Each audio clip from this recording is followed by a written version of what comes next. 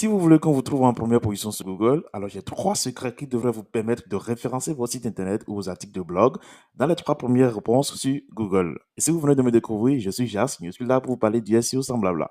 On se retrouve sur mon écran et à très vite. Alors, la première chose que vous devez comprendre en 2024 pour référencer votre site internet, ça va être l'intention de recherche, exactement. Parce qu'au fait, lorsqu'un internaute lance une requête sur Google, il est dans une intention spécifique. Et ce qui fait d'ailleurs une différence majeure entre le SEO, donc Search Engine Optimization, et le SEA, donc tout ce qui entre en jeu pour la publicité payante, c'est que lorsque quelqu'un passe sur un moteur de recherche comme Google et lance une requête, c'est que la personne veut quelque chose de précis. La personne veut peut-être acheter votre produit, consommer votre service, ou carrément, au fait, juste consommer une information. Par contre, lorsque quelqu'un est sur les réseaux sociaux, ça peut être pour tout et pour rien. Donc, toutes les fois que quelqu'un part, par exemple, sur Google et lance une requête comme plombier Paris, c'est que la personne veut soit recruter un plombier, soit avoir une information sur comment devenir plombier, ou soit simplement avoir des informations sur les plombiers près de chez lui. L'intention de recherche, c'est donc ce qui correspond à la raison pour laquelle un utilisateur saisit une requête sur Google. En temps, on devrait vous parler de mots-clés. On va vous dire si vous voulez rédiger un article sur plombier Paris, c'est qu'il faut aborder tout ce qui entre en jeu lorsqu'on parle de plomberie sur Paris. Mais ici, le plus important, ce sera de fournir des contenus qui répondent succinctement à une intention de recherche spécifique. Parce que l'internaute qui va aller sur un moteur de recherche et lancer votre requête, il pourra tomber sur votre contenu qui va pouvoir répondre au fait à ses besoins. Et pour répondre à ces besoins, vous devez pouvoir identifier au préalable l'intention dans laquelle quelqu'un pourrait lancer des requêtes sur vos mots-clés spécifiques, donc sur vos mots-clés business, et pouvoir essayer de répondre à cette intention du mieux que possible. C'est important parce que vous pouvez créer du contenu qui répond précisément aux besoins de vos visiteurs en augmentant vos chances de bien vouloir vous classer sur Google. Je le rappelle, Google, c'est une entreprise et pour vous positionner, il a besoin d'avoir des raisons spécifiques. Si vous parvenez donc à satisfaire et à répondre aux intentions des recherches des internautes qui viennent lire vos contenus, c'est que les internautes vont rester, ils vont pas rapidement quitter votre page, ils vont consommer vos produits, ils vont consommer vos services et Google va vous gratifier en vous référençant. Il y a plusieurs types d'intentions de recherche et pour les voir, nous pourrons partir sur la CEP. Là, lorsque je lance Plombier Paris actuellement, je tombe sur, je tombe sur un premier article, artisan plombier à Paris, ainsi de suite. J'ai voulu prendre ce site-là. On va voir concrètement si ce site, qu'est-ce qui fait que ce site est en première position sur des requêtes comme Plombier Paris. Ça doit être des requêtes très, très concurrentielles. On va bientôt le voir sur ces marches et tout. Alors, on voit que c'est des sites qui sont déjà très bien foutus. C'est qui sont assez spécifiques, mais on va aller plus loin. J'entre le site dans SEMrush. Je le rappelle, SEMrush, c'est un outil qui vous permettra de voir, vous faites en temps réel, pas forcément en temps réel, mais quand même qui vous permettra de voir sur des durées spécifiques les statistiques d'un site, donc le nombre de visiteurs, les métriques de ce site, l'autorité de ce site et tout ce qui entre en jeu pour mieux avoir une idée précise de la santé SEO de ce site. Je peux parler ainsi. Alors, ici, on voit que ce site a 4600 visiteurs concrètement. Donc, on voit des graphes là. Mais ce qui nous intéresse, ce sera surtout cette petite partie-là. Partout où vous voyez I, ça veut dire au fait que c'est informationnel. Je le rappelle, la requête informationnelle, c'est que l'utilisateur cherche à obtenir des informations ou des réponses à ces questions. Dans notre cas, ça va être par exemple, comment devenir plombier? Ça va être par exemple, comment choisir le plombier qu'il me faut? Ou bien, quand recruter un plombier? Quelque chose du genre. Navigationnel, c'est que l'utilisateur veut accéder à un site spécifique ou à une page particulière. Ça peut être par exemple plombier Nantes, plombier Paris, quelque chose du genre. Transactionnel, l'utilisateur est prêt à effectuer un achat ou une action précise. C'est parfait si vous faites de l'e-commerce, si vous avez une boutique en ligne ou quelque chose du genre. Commercial, l'utilisateur compare les produits ou des services avant de prendre une décision d'achat. Alors là, ça va être par exemple comparaison d'un plombier A à un plombier B, tout ce qui va avec. Alors, ça, c'est ce qui a été retenu globalement par les outils qu'on utilise en SEO, mais je pense qu'il y a plusieurs types d'intentions de recherche. Le plus important à chaque fois, c'est de vous dire pourquoi est-ce qu'un internaute voudrait consommer cet article que je suis en train de rédiger? Pourquoi, dans quel cas est-ce que ce contenu que je suis en train de rédiger pourrait être utile pour un internaute? Et là, vous pourriez au fait identifier l'intention de recherche qui pourrait amener quelqu'un à consommer votre produit, enfin, qui pourrait amener quelqu'un à rechercher les mots-clés au fait que vous visez avec votre contenu et là, au fait, à pouvoir répondre du mieux que possible à cette intention de recherche-là. Alors, pour ce site, on voit que sur des requêtes comme tuyau en PES, qui vise sur ce 320. Ils ont des positions assez spécifiques. Là, je n'arrive pas à le voir. Mais bon, on va détailler un peu ce qui est là. Je vais relancer. Je vais relancer et on va voir un peu concrètement quelles sont les requêtes qui entrent en jeu. Ce que vous devez retenir, c'est que il y a des requêtes qui seront pertinentes pour vous en fonction de votre activité. Si vous faites par exemple du commerce, des requêtes commerciales, ce sera très important pour vous. Par contre, c'est parfois utile au fait d'avoir un mélange de requêtes informationnelles et de requêtes commerciales, même si vous faites du commerce, juste pour pouvoir captiver des gens qui veulent des informations spécifiques et pouvoir en fait leur vendre des produits.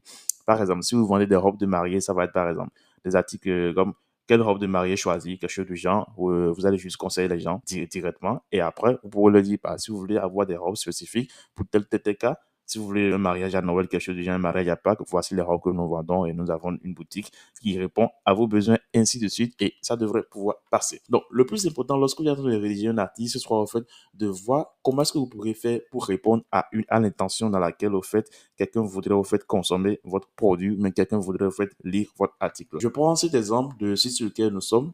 On voit que faire si un tuyau éclate.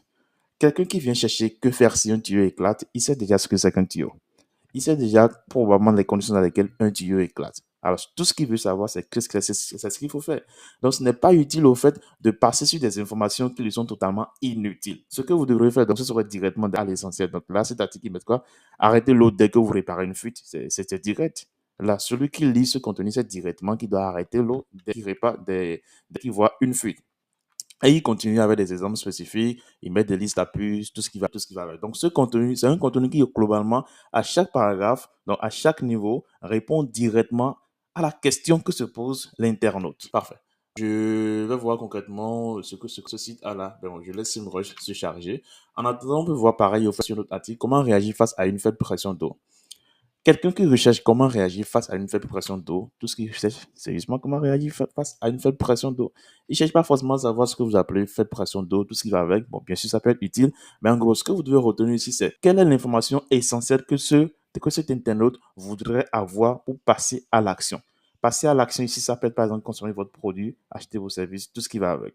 Et donc, vous allez essayer de répondre le mieux que possible à l'intention. Vous allez essayer donc de répondre le mieux que possible au fait, à la question que se pose cet internaute et tout le monde sera content. Donc, globalement, aujourd'hui, c'est assez utile et le plus important lorsqu'on produit un contenu, c'est de faire l'essentiel pour pouvoir répondre du mieux que possible à l'intention de recherche. Pour une intention informationnelle, créer des articles de blog détaillés qui répondent à toutes les questions potentielles sur un sujet. Ce type d'articles, on va les appeler par exemple des articles evergreen.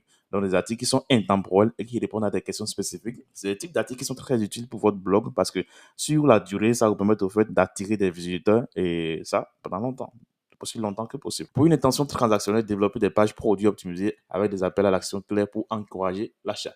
Et c'est ce que ce site-là a fait un peu partout. Lorsqu'on visite les autres pages, vous verrez au fait que c'est des pages qui ont le maximum d'informations, tout ce qui va avec. Alors, c'est quelque chose qui peut être fait donc aussi bien pour les pages que pour les articles. Je rappelle, les pages, ça va être par exemple des pages web donc, sur lesquelles on va détailler des informations sur un service ou quelque chose du genre. Les articles, ça va être purement au fait pour pouvoir conseiller ou même donner de l'actualité, quelque chose du genre. Donc, peu importe que ce soit sur une page web, mais que ce soit sur un article de blog, le plus important pour vous, c'est de vous demander quelles sont les questions que se poserait un internaute qui voudrait lire ce contenu et comment est-ce que vous pourriez y répondre du mieux que vous pouvez. Alors, le, le, le second secret qui va entrer en jeu directement, ça va être par exemple comment est-ce que vous pourrez ajouter de la data à vos articles. Lorsque vous avez un contenu que vous êtes en train de produire, il faudra que vous puissiez aborder tous les angles de la question que se pose un internaute. Si un internaute recherche un plombier à Paris, c'est idéal au fait déjà donc de lui montrer au fait les plombiers, mais ça peut être aussi cool de lui montrer pourquoi est-ce qu'il devait choisir ce plombier, qu'est-ce qui différencie concrètement ce plombier, donc en mettant en place par exemple des tableaux de comparaison, en mettant en place des listes à puces, tout ce que vous voulez.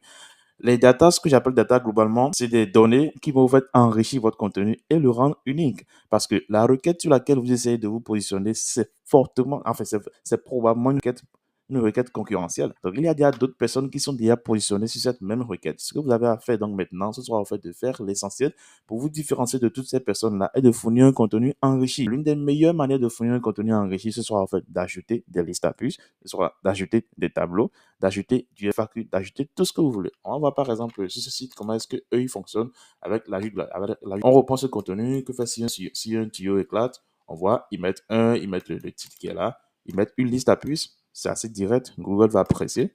Ainsi de suite, ainsi de suite. Ils mettent de petits éléments bons à savoir, donc ils mettent de conseils, ils essaient de designer du mieux que possible leur contenu, ainsi de suite. Tester la réparation, bref, ils mettent des call to action, ainsi de suite. Ils auraient aussi d'autres personnes, dans d'autres cas, vous auriez peut-être besoin de simplement mettre par exemple des tableaux, mettre un tableau comparatif, un tableau récapitulatif, tout ce que vous voulez. Ajouter de la data, par exemple, une vidéo YouTube, une vidéo TikTok, un post Twitter, un post Facebook, tout ce qui peut être utile pour illustrer au maximum votre contenu. Et si vous le pouvez, essayez de vous adresser du mieux que possible à l'internaute en lui fournissant toutes les datas dont il a besoin pour pouvoir répondre à la question qui se pose.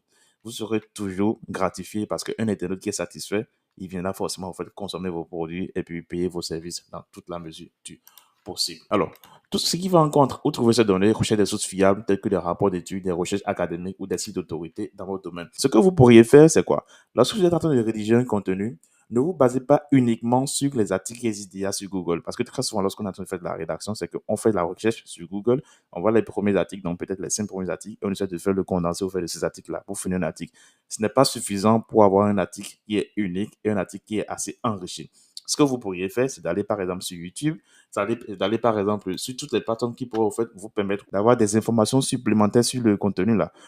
Là, il y a une plateforme, TestForce, qui fait exactement ce dont je parle. Et si vous avez besoin de tester ce type de contenu, ce sera en fait, bon, vous pouvez passer sur visiter. Et ce que vous aurez comme rendu final, ce sera en fait des tests où on peut faire des recherches, des tests sur lesquels on va passer du temps, aller sur YouTube, aller sur TikTok, lire même des PDF entiers juste pour vous fournir un contenu. Parce que le plus important ici, ce sera en fait un contenu qui répond à l'intention de recherche, donc ce qu'on a vu au premier niveau, et aussi un contenu qui est le plus enrichi possible. Alors, concrètement, alors on a déjà vu au fait ce site là comment ils enrichissent leur contenu. Là, par exemple, si je pense au contenu, ils mettent des images pour illustrer leur contenu, ils font des images internes, ils mettent des trucs en gras, ainsi de suite. Ils mettent des listes à puces assez détaillées et ça peut venir de leur expertise. Donc, n'hésitez pas au fait à étoffer votre expertise, enfin à démontrer votre expertise en montrant concrètement ce que les gens peuvent gagner, en montrant concrètement au fait toutes les datas qui entrent en jeu. C'est sur la data que tout se joue.